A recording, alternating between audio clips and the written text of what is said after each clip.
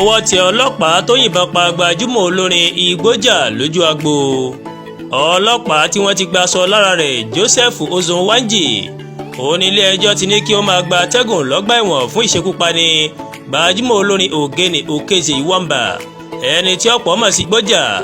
Ozonwanji ó fojú ba ilé-ẹjọ́ ní ọjọ́ ajé Monday ọjọ́ 28 oṣù kẹwàá ọdún 2024 níwájú onídàájọ́ Ngozi Edeani. ṣáájú ní ilé-ẹjọ́ ọlọ́pàá igbákejì ọ̀gá ọlọ́pàá Godwin Agbalọ̀ wọ́n buwọ́lu ìyọninípò Ozonwanji lẹ́yìn ìṣẹ̀lẹ̀ náà. iléeṣẹ́ ọlọ́pàá fẹ̀sùn kan Ozonwanji pé ó mà ṣekú pa Iwamba pẹ̀lú AK-47 ní ọ̀nà tí kò bá òfin mu. ilé-ẹjọ́ wá sọ pé Ozonwanji Joseph ó ní ọjọ́ 25 oṣù kẹwàá ní ìpínlẹ̀ tí Enugu mà ṣekú pa ọkùnrin kan Chikezie Iwamba pẹ̀lú ìbọn AK-47. agbẹnusọ iléeṣẹ́ ọlọ́pàá ní ìpínlẹ̀ Enugu Daniel Ndugwe ó ní bí àwọn ṣe gbé afurasí náà wá sí ilé-ẹjọ́ ó mà dá lórí ìlérí iléeṣẹ́ ọlọ́pàá àti ìjọba ìpínlẹ̀ Enugu láti rí i dájú pé ìdájọ́ òdodo ó mà wáyé o lórí ìṣẹ̀lẹ̀ náà.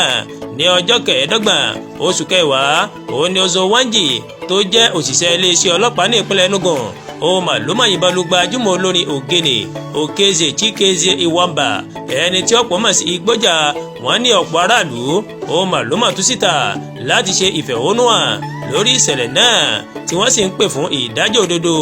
ó sojú omi kòró tó gbé àwòrán òkú Igbo-Jah sí orí ayélujára. ó mà ṣàlàyé pé ọlọ́pàá náà ó mà ṣekú pa nígbà tó ń kọrin lọ́wọ́ níbi ayẹyẹ kan tí ó sì ní òun kò mọ̀ọ́mọ̀. ní báyìí ilé-ẹjọ́ ti ní kí afurasí ọlọ́pàá tẹ́lẹ̀tẹ́lẹ̀ ọ̀nẹ̀ kó lọ́ọ́ máa gbatẹ́gùn lọ́gbà ẹ̀wọ̀n. Àdúràgbà Olúwatóyìn lóníròyìn yìí ẹ ṣé púpọ̀ tí ẹ̀ ń wo Ẹ̀yà Yorùbá TV o.